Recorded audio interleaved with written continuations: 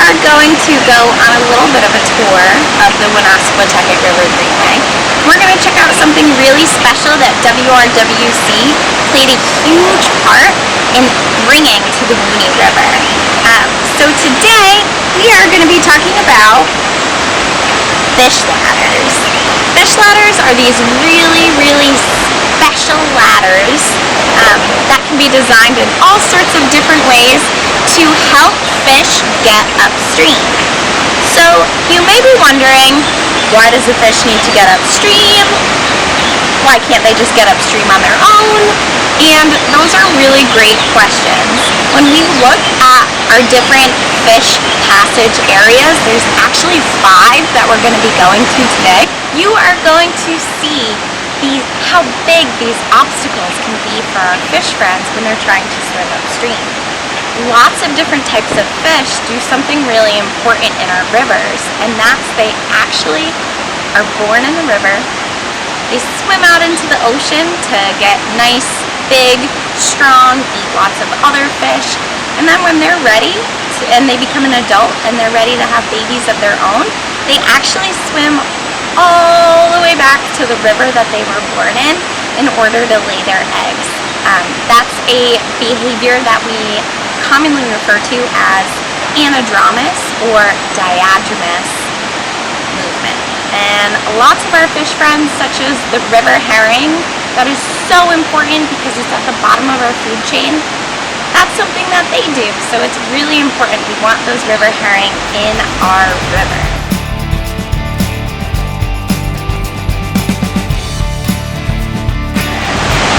So today, our first spot, we're here at Rising Sun Mill, right behind Denigian Park, which is a great place to play.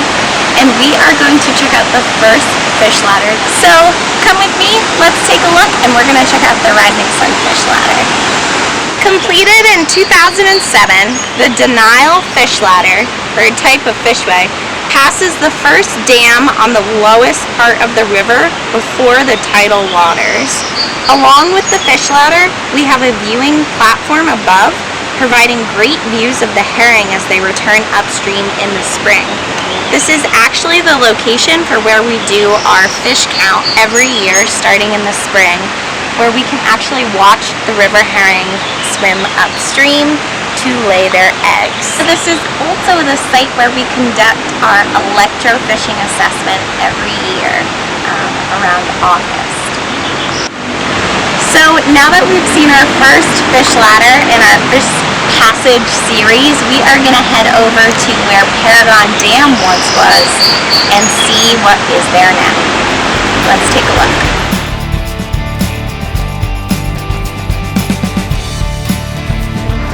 So our second location is we are at the site where PARAGON Dam once was. And if you look right over here, you can actually see just a river, a free-flowing river. So we were able to remove the entire dam and create a free flow that mimics what was here before the Industrial Revolution.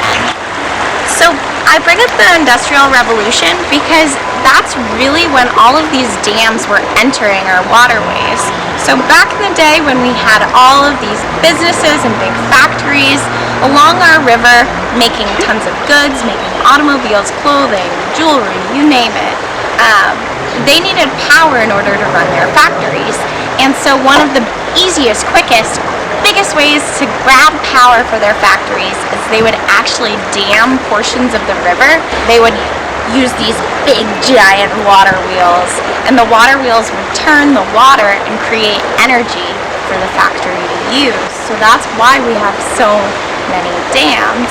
And we don't have these big, large factories along our river anymore, but the impacts of what was there over 100 years ago still impacts the Woonasquatucket River today.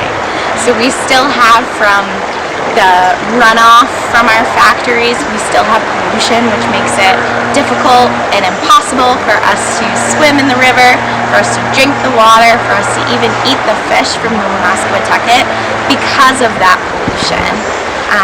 And of course we still have the dams, and even though they're not taking power anymore from the river, the dams still remain. So if I'm a little fish and I'm trying to swim all the way back to the area that I was born to lay my eggs, do you think that I can get up a 10-foot dam or even a 20-foot dam? I'm like this big. No. So that's why it's so important that fish are able to have passage and easy access to points. So we're going to look at some more points that are along the Woonasquatucket River, and we're going to head over to Riverside Park to see what's next. Alright, here we are at Riverside Park, right next to the Atlantic Mills Fish Ladder. The reason we named it the Atlantic Mills Fish Ladder is actually right behind our camera, right in front of me, is actually the old Atlantic Mills factory building, which was very, very big in the early 1900s at the start of the Industrial Revolution. Now, just like Miss Sarah was talking about how factories use dams to control the water and to give those factories the power that they needed to run, this is no exception. And there is a big dam over by this fish ladder that our fish could not swim up. So, in order to prevent our fish from not being able to make their migration through the river, we made a fish ladder so that they could easily swim around the dam. Now here at Riverside Park, this is also the start of our awesome bike path. So Miss Sarah and I are actually about to hop on our bikes and take you to our next location, our next fish ladder location. So come along with us and we will go on a bike ride together.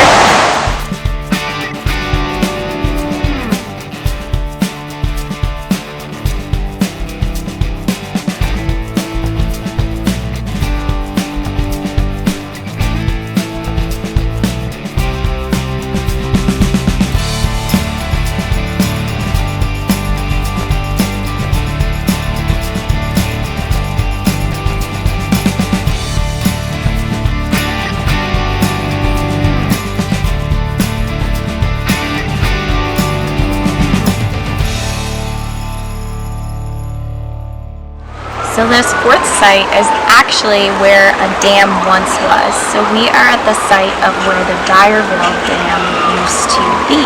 And you can actually see a little indentation in the water right there, and that's where the dam once was. It was a wooden crib style dam. So there's different types of dams, just like there's different types of fish ladders too. We are going to check out, now that we've seen this DYERVILLE Dam, and we're located on the bike path right behind Buttonhole Golf Course right now, if you're trying to find yourself on the bike path. We're going to go to our last fish ladder site right now, which is going to look a lot different than the other sites that we've seen so far. So let's hop on our bikes and get moving.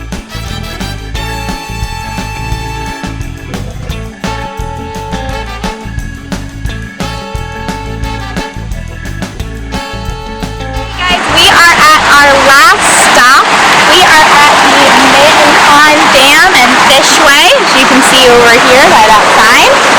And this is not only the final spot of our tour today, but it's actually also the last fish passage or fish ladder to be built. This was built in 2016, and as you can kind of see, this is kind of like a concrete channel or passageway that the fish can go through.